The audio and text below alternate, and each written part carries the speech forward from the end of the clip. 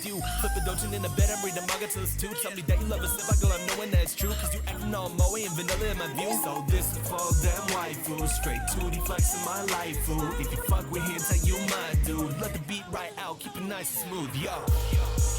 Hello? Yeah, I got a question. Hey everyone, welcome to the Fucking nailed it. Hey everyone, welcome to the weeabooze, the anime podcast where we get drunk and talk about anime. I'm Kyle. I'm Dean. I'm Hunter. And what are we drinking tonight, Hunter? You left the can out for me, thank you. Yeah. It's a Maui Brewing Company, POG. It's a IPA. Yep. A tropical India Pale Ale with locally grown passion fruit, orange, and guava. Do you guys remember Pogs? No. The little discs. Yeah, I guess. Those were like awesome back in the day. It's actually like really good. I was surprised. Yeah. It's pretty potent, I guess, for an fruity IPA. IPA. Yeah. Fruity. Well, what a week. What a week for anime. Dean and I and a few other of our friends saw Your Name in theater yesterday. And just several hours ago, the three of us, plus another friend, saw Kizumonogatari Part 3. Yes, So, we did. That's a lot of stuff.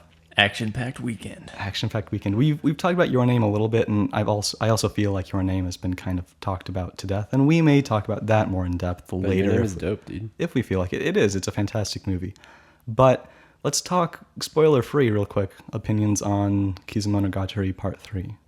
Spoiler free Yeah. is that I like the second one better. Well, okay, you like the second one the most because it's like the most action-y, debatably.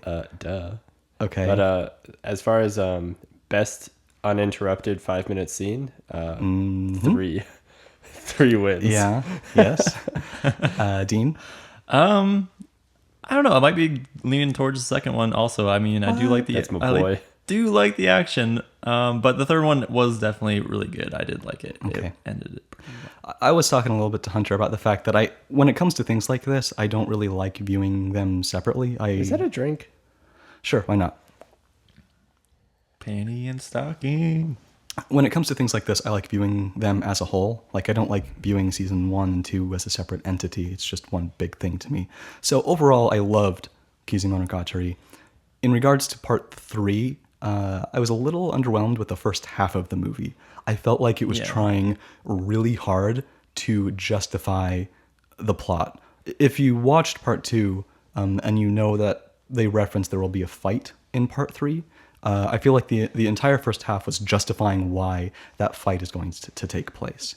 And that kind of annoyed me, I guess. Like, I would have liked more content, but at the same time, because it's a prequel, you can't really push the plot that much further because you can only go as far as where Bakemono starts off. But from the second half forward, from the start of the main scene from part 3 that we will all remember, I guess we could could call it a fan service scene. From that scene forward, it was just off the walls enjoyable. Stylistically, to me, it's one of the best animated movies I've ever seen. Right. It's sort of like what I consider the epitome of animation, from a stylistic standpoint specifically. Stylistic animation. Well, they use so many like interesting tricks to kind of, help the cause more or less. It's like they'll do I won't spoil anything by saying this, but there's a scene where we think that they actually made up a model of an object, filmed it, and then stitched that into the anime. And it was really jarring, but it was really like cool, and it brought your attention directly to it. Yes. Yeah. We talked about Elephant in the room. That's a drink. Oh my gosh, too many. So I recently came across an essay called The Perception of Haruhi Suzumiya, and it was about why Haruhi's popularity and rating on my anime list has been gradually decreasing over time. Obviously, the reasons were very specific to the overall construct of Haruhi, like the complicated watching order, the endless 8, and how the positive reception of the movie raised expectations too high for those who hadn't seen the series yet. Well, real quick on the endless 8, I feel like that would have made the series while it was going lower, and people that can marathon it and know about it and can skip it, their ratings would be higher. That would almost be the opposite effect to me. It's just the fact that the Endless 8 exists. Well, yeah, but like, so if I was watching the Endless 8 as it aired, I would be so pissed and I would give it a lower rating. But now that I get to skip it, I'm like, oh, it was a good series and I got to see it in like a timely manner. I guess, but that just means it's flawed. But let's come back to it in a minute. I wanted to broaden this idea and apply it to something I've always been curious about, which is the longevity of anime. Like, how well does anime age? Is it like a fine wine, or does it get stale by the end of the season? Quick aside, timelessness is not something I want to focus on. When something is timeless, it's often considered a classic, which we talked about in a previous episode. And not everything needs to be upheld to that standard. I just want to know what can make what can make us like an anime less over time. So, moving on. Excluding exceptionally contemporary anime, I think most, if not all anime, have aged perfectly fine. A piece of media doesn't get better or worse over time. Its quality is established the moment it's completed. What changes is our perception. So, with that in mind, how do we determine if something has or hasn't aged well? How do we perceive its lasting appeal?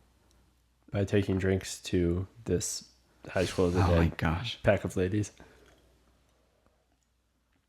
So my answer to that is visuals. The primary factor in something's longevity are the visuals. A well-written story is unfading. I would even say most writing in general is timeless. And yes, some writing is more topical and contemporary than others, but that only makes it dated. And just because writing is dated doesn't change its quality. A well-written review of Legend of the Galactic Heroes in 1988 is still a well-received or a well-written review. You never hear that a book hasn't aged well because longevity is almost always referring to visuals. More specifically, our perception of visuals. So, are we in agreement so far?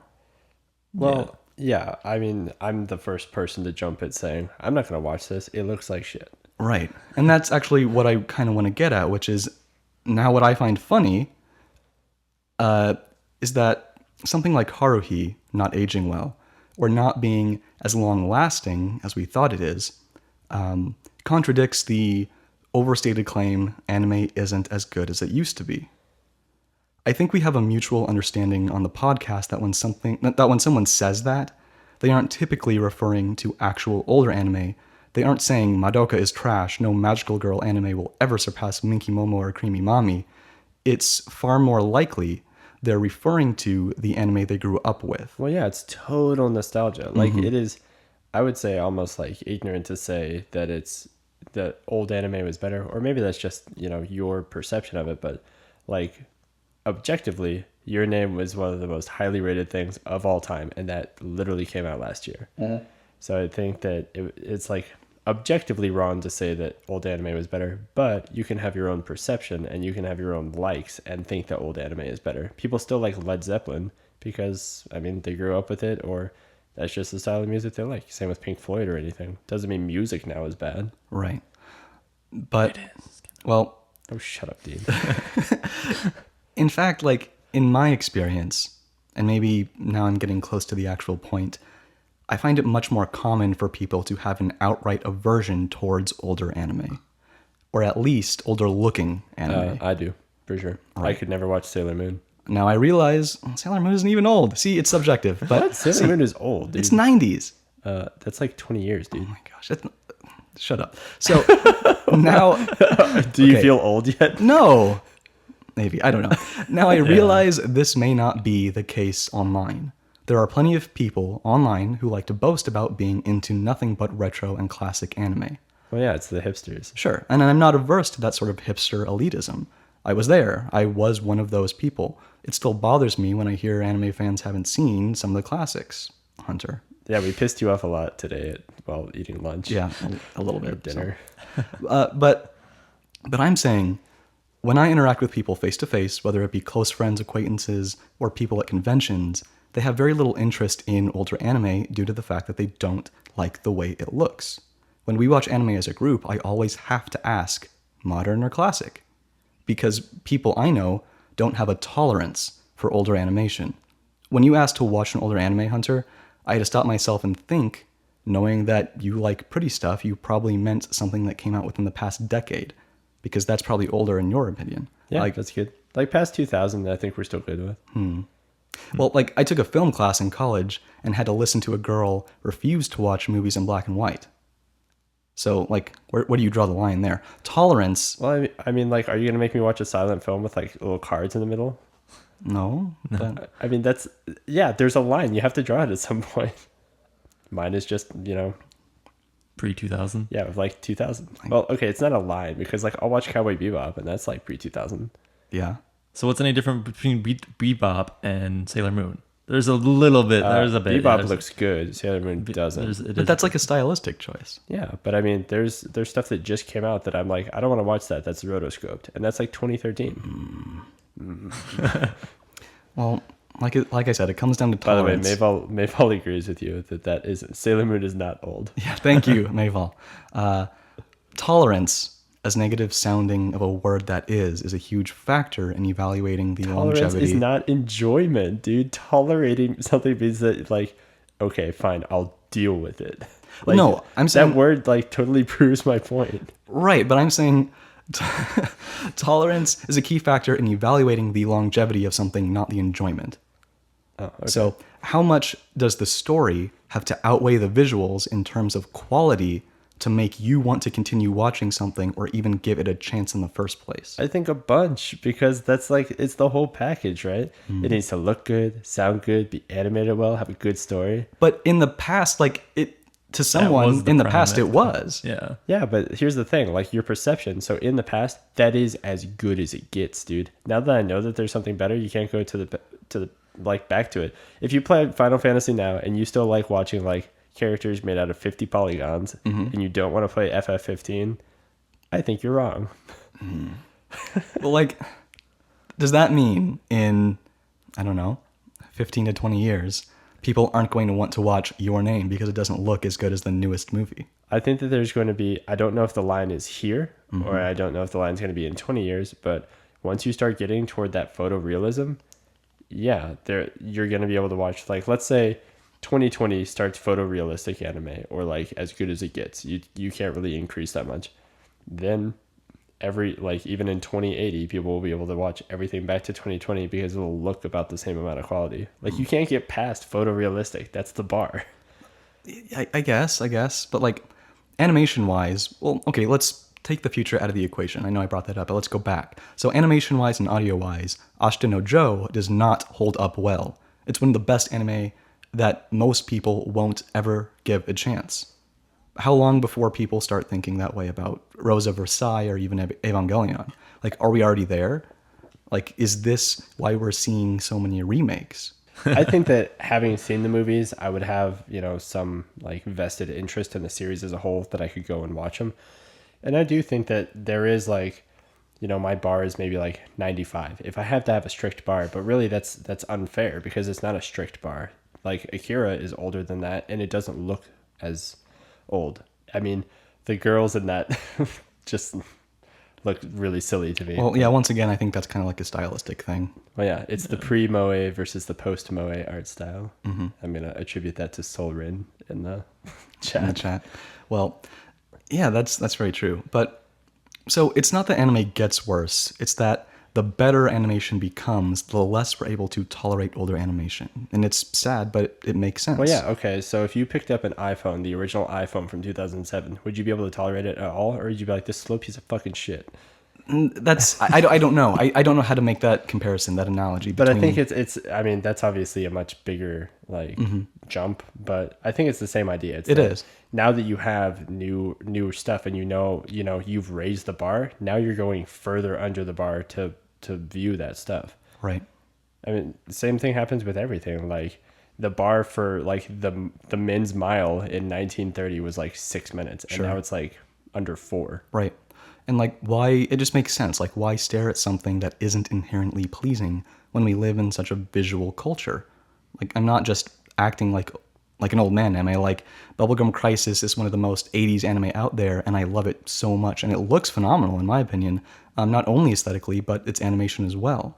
But I'm sure that there are people who don't agree only because it doesn't achieve their standards for visuals. So, however, this doesn't coincide with what we first mentioned about Haruhi's rating lowering over time. Yes, the essay I mentioned brought us specific aspects about the show, but it also failed to address, or at least didn't focus on, how contemporary it was. To put it simply, Haruhi was the Konosuba of 2006. Like, in a time oversaturated with after-school club anime. Like, before moe was as concrete as it is now, Haruhi transformed all notions of the genre through more than just parody.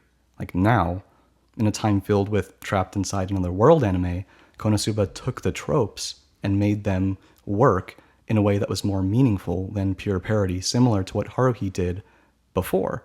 But what Haruhi did was especially important for anime at the time. It helped encourage the industry to progress, even if it meant seeing a ton of Haruhi ripoffs. Haruhi was particularly topical and relevant within its own time, which makes a decrease in popularity understandable. But it makes me worry about something I always like to bring up, which is the oversaturation of anime within the industry. With the insane amount of anime content just being produced and distributed each season, I can only imagine how much anime will just be forgotten. Is the lasting appeal of anime shortening due to the sheer volume that's being produced? We get so excited and build up so much hype about new shows that we have no time to reflect on anime that just ended. Hype is dangerous. It can make us remember something being better than it actually was, like Re:Zero. Like, I worry about Rakugo becoming a cult classic rather than a classic because it's more likely to be lost in the sea of anime. Like, even the staff for Attack on Titan apologized for season 2 only being 12 episodes and explained that it was due to the fact that there are literally no more people to hire because there's so much anime being made right now. So I do want to go back because Soulreed in the chat actually had like a really good point that I want to talk about real quick. You mentioned that iPhones are literally meant to be technologically iterated on. I wouldn't compare tech to anime, and I think that's actually really true. That comparison kind of brings into the fact that iPhone 3G, iPhone 3GS were literally meant to be better than their predecessors. That was the point of their life. But anime made in 2010 wasn't meant to be better than anime made in 2009. It was meant to tell its specific story with its specific characters and sell a lot of figurines. So I do think that might have been an unfair type of comparison. But I think that it still kind of holds water in the sense that as you get, say decades, technology is just legit increases. Right. Like, you see it in Pixar films, you see it in animation styles. And I think that, by raising the bar, at least across the board, then, the stuff below it has to be, reevaluated. You can't just keep 10s forever because then you don't even have an average system. 15 becomes the new 10. After a while, 20 becomes the new 15. Sure. Yeah.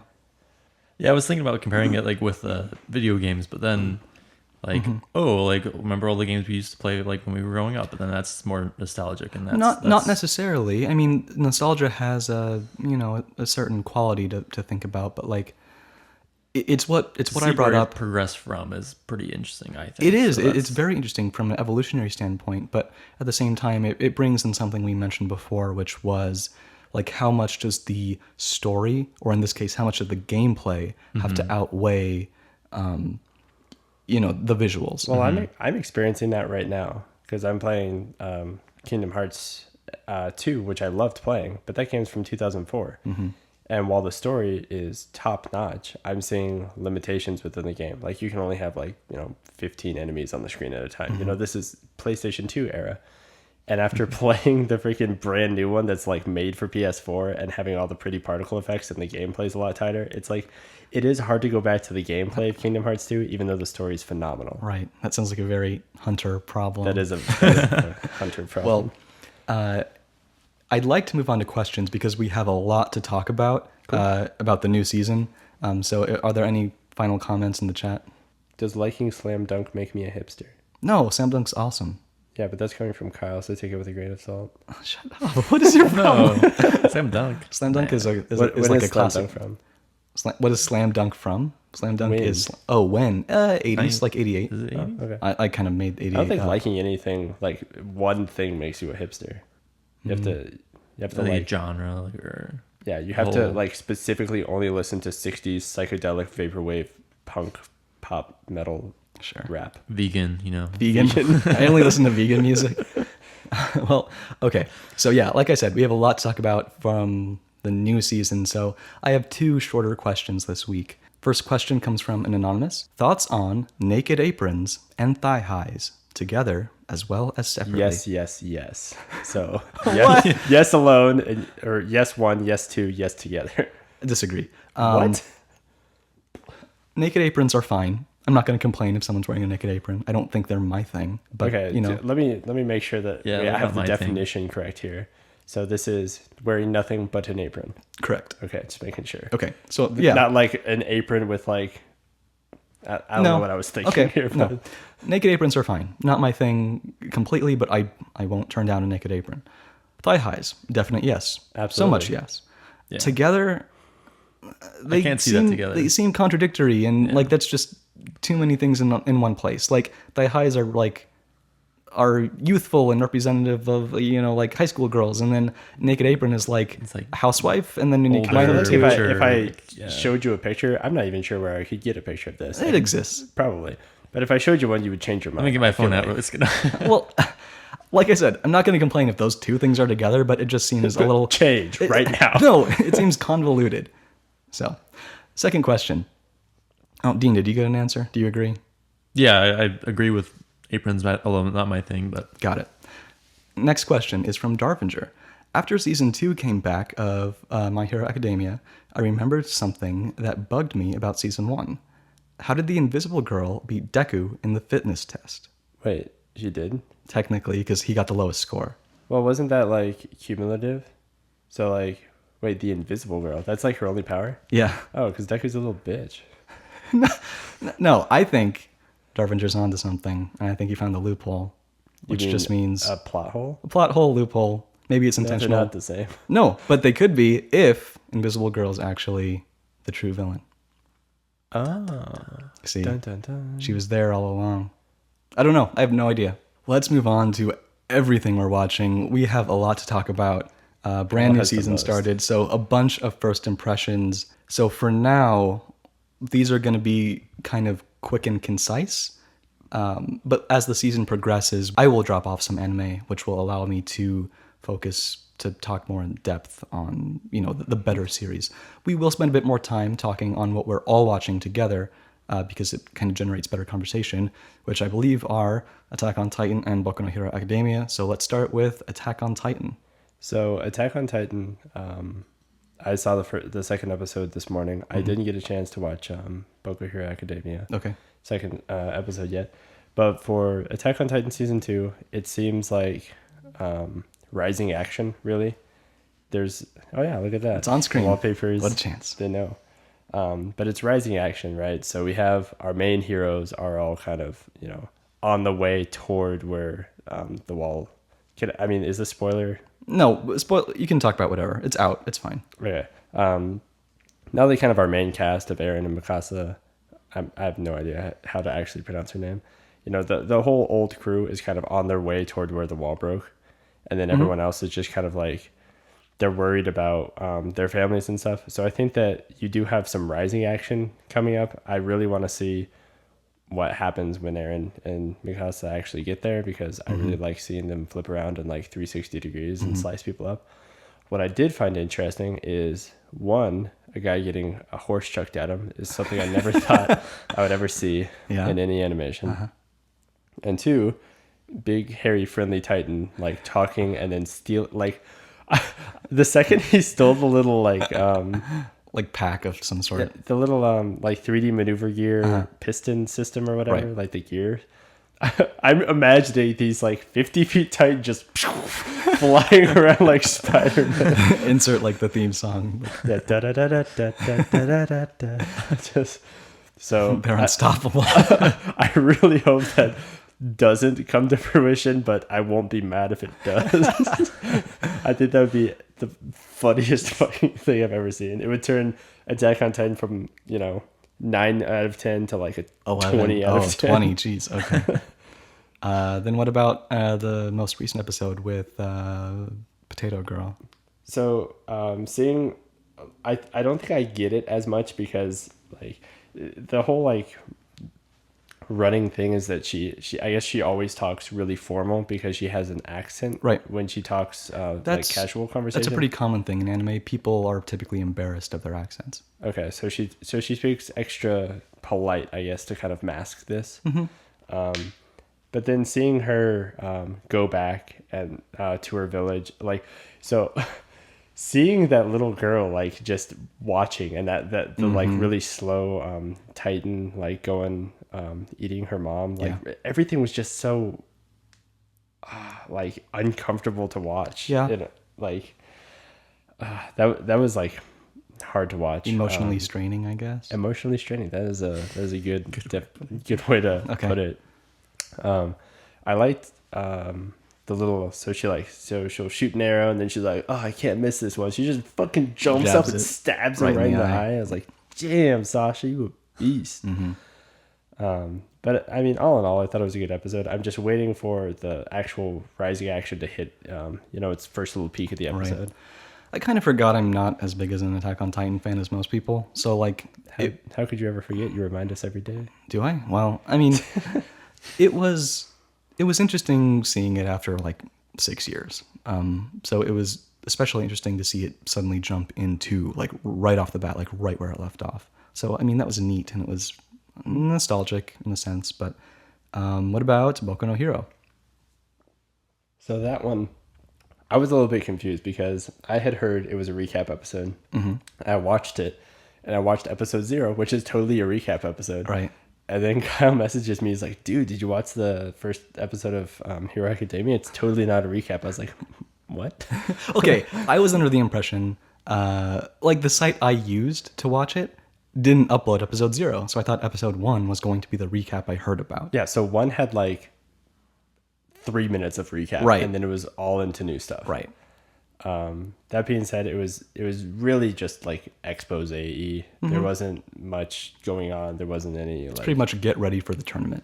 yeah. So it's just getting everything set up for the tournament. I'm assuming cool stuff has happened since I've watched. Yeah, I watched episode 2, which came out today, and we jump right into the tournament.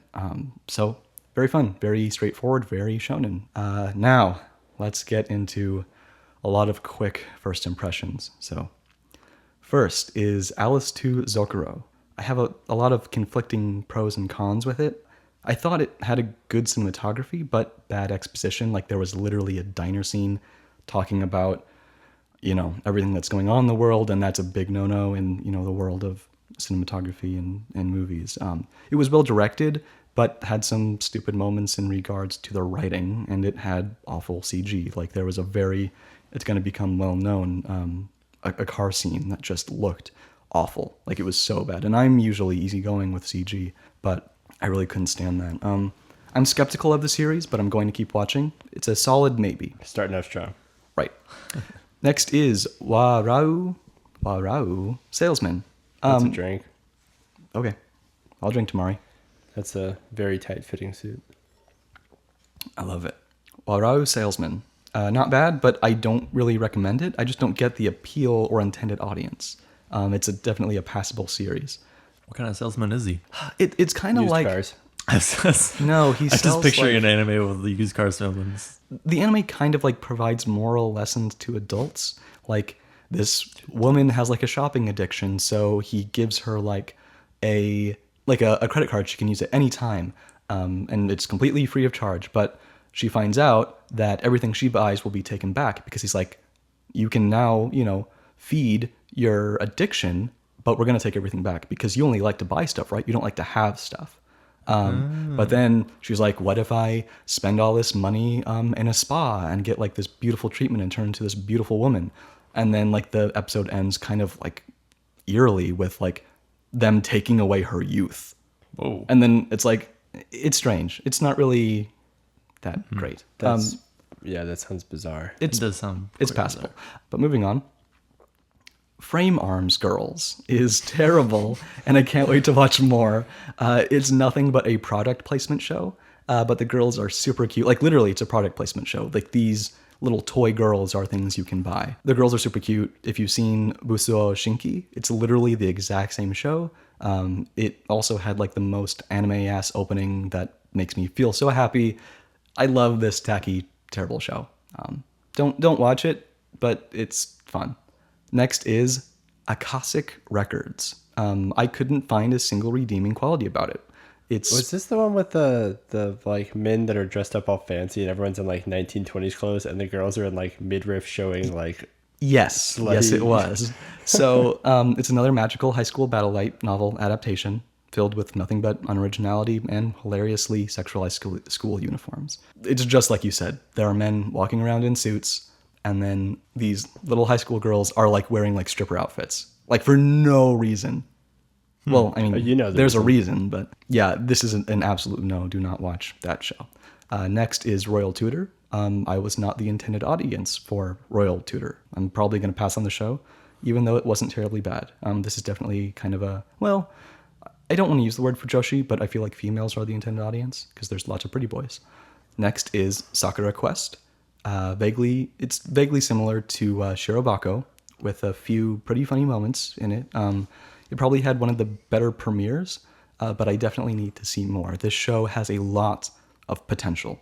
I'm really enjoying it so far. It's about, I guess, a girl who works for this like talent agency, and she kind of accidentally gets hired to be like the queen of the city for a year, but she doesn't read the fine print, which says for a year. So she's kind of stuck at this town, promoting it basically. So next is Busuo Shoujo Machiavellianism, if I'm saying that right. Sounds like a good one. Well, it's conceptually bizarre. So basically, there was once this all-girls school that became a co-ed school, and the girls were so nervous around boys that they were permitted to carry weapons. Now, bad boys are sent to that school to get beaten into submission until they throw away their dignity as a man. It has very interesting character design, and it reminds me of Sekai Seifuku, which I think you've seen, Dean. The Taking Over the World one with the little girl. Yeah. It's hard to recommend either way. Most people would find it passable. I'm going to keep watching it. I didn't hate it. I found it entertaining. But there were a lot of kind of societal quirks I didn't completely agree with, like thematically, I guess. So next is Sakurada Reset. The main character has a superpower of really good memory, and the love interest has a superpower to reset time, but she can't remember anything. She resets, so you can kind of see where this is getting at. It's a bit too melodramatic to take seriously, and I found the cast to be somewhat unlikable. I'll give it a few more episodes, but it's probably passable. It reminds me a little bit of Charlotte, which is very bad. Charlotte? It aired a while ago. Okay. Next is Renai Bokun. And it is so stupid and so fun. It is literally Death Note, but with kissing. Like, they have a kiss note. That's what it's called. It's just a parody of Death Note. And it might be the best comedy of the season. Like, I had an amazing time watching it. Like, please go check it out. At least check out the first episode. It's just so bizarre and so stupid in the best way possible. So, next, I will give that one a shot. That one sounds interesting. Yeah, it's really fun. Next is Seikaira... Oh, that's not right. Saikaisuru Kado. I watched episode 0, which I guess is optional. I don't really know why episode 0 exists, and I was really bored watching it. It's just a very stereotypical older guys working for like a certain company. And it was just not a lot happening. And then at the very last second, it turned into Arrival, basically. Like the guys were just on a business trip, leaving on a plane, and this giant alien structure cube like falls on their airplane, and it ends. Yeah. So I watched episode 1 right after, and basically I'm giving this one a few more episodes. Like, I have a feeling it will be tolerable at the very least. It is a CG anime. That's a turnoff for most people. So if it's a turnoff for most people, why do they keep doing it? It's cheap and really easy to make. It's quick. You can have a really good turnout for CG anime. Keep your eye out on it. I'll let you know what I'm thinking, but I'm going to stick with it. So next is Tsukiga Kirei. It's a very straightforward, wholesome slice of life romance with plenty of sweet moments. There was a really nice scene of the main girl's family embarrassing her in front of the main boy's family, and it was the type of situation that anyone can relate to. It does a good job at conveying those moments, and I'll keep watching it for sure. Just very cute, very pure. Next is Clockwork Planet. It's devoid of any originality. It was just an amalgamation of every anime trope you could probably think of, and there's no point in watching it because I've seen it 1,000 times before. It was really bad. Okay. Next is Kabuki-bu. Kabuki, you know what Kabuki is, right? It's like Japanese theater, more or less. Well, okay, you don't, but it's about a kid who wants to start a Kabuki club. It's about a kid who wants to start a Kabuki club. It feels like it's kind of riding on the coattails of Rakugo by being something that focuses on a different aspect of traditional Japanese theater. I can't decide if it was actually below average or if, once again, it just wasn't if I wasn't the demographic, because once again, it kind of has that pretty boy vibe to it. It feels passable. I probably won't keep up with this. Next is Twin Angel Break. It's extremely generic. It's a magical girl anime. I'd only recommend it for much younger kids or if you're super into magical girl shows. This is probably a pass. Next is Hinako Note. It's the designated cute girls doing cute things anime of the season. It's nothing special, but as possibly the cutest opening of the season, and I will definitely keep watching it. Then finally is, well, not finally, I think we have a few more, but Eromanga Sensei. Eromanga Sensei is by the man who brought us My Little Sister Can't Be This Cute. See, now it comes full circle. Right. It is another series on the dehumanization and fetish of little sisters. So a boy gets a stepsister. The parents die, apparently. We don't see it. They get in an accident. And so the boy and the sister have to live together. But the accident causes the sister to become a shut-in. Like she never wants to leave her house. The brother became a light novel author and works with a partner who he's never met that does the art. And stuff happens and we find out that the sister is actually the artist. So a brother and a sister have been drawing this erotic novel together coincidentally, basically. But it's literally Oremo. If you like Oremo, check it out. If you're not into that, don't. Yeah, that's my reaction pretty much. I mean, it's fun, but like it's also kind of not fun. A few more. Shingeki no Bahamut Season 2. I thoroughly enjoyed Season 1, even though it had its fair share of shortcomings, but Nina is like the girl of the season. She is such a good character, and she's so incredibly cute, and like, I have a feeling she's going to just make the show. Nina is just so unique. I love her so much. And then there was Berserk, the new season of Berserk. Berserk is Berserk. If you like it, you're going to be watching it. If you're not a fan, then you probably can't tolerate the CG. So that is about it. What? No, you just looked at me funny. No, I'm sorry. That's about it. That's the way he looks. Please keep sending us questions or opinions on anime you're watching. You can send questions to us anywhere. We're theweeabooze@gmail.com. I'm Secret Otaku on Tumblr. We're on Twitter and Instagram, or just leave a comment on wherever you're listening. Join us on Twitch. We record on Fridays typically. I mean, that's a drink. Oh my gosh. Okay, quick drink. Who is that? Who cares? It's the world where dirty jokes can exist. That anime. That's really the title. But anyways, or join us on the Discord. The Discord has been a phenomenal success. It's been so fun. It's been so fun talking to all you guys like 24/7. Please join the Discord. We'd love to talk to you guys. Then what else? What do I say? What do I say after this? Yeah, that's right. If you like what we do and you'd like to support us, please consider helping us out on Patreon. Also, please share the podcast. Your voice is pretty much the main way we get new listeners. If you don't want to miss out on anything, click the subscribe or follow button. We also like iTunes reviews. We want to get the word out. I already said that. We want to thank Hentai Dude for our intro music and Kuwagata for our outro music. And like always, get Drunk. And anime. See you guys next week. You can catch me smoking a sour off the coast of Okinawa. Feeling so high like I'm Ho-Oh in a tower. Take a flight on some shit. Got my dogs riding beside me, blazing hot. That's kamikaze, sacred fire. Don't be mad, I'm lit. Catch me smoking a sour off the coast of Okinawa.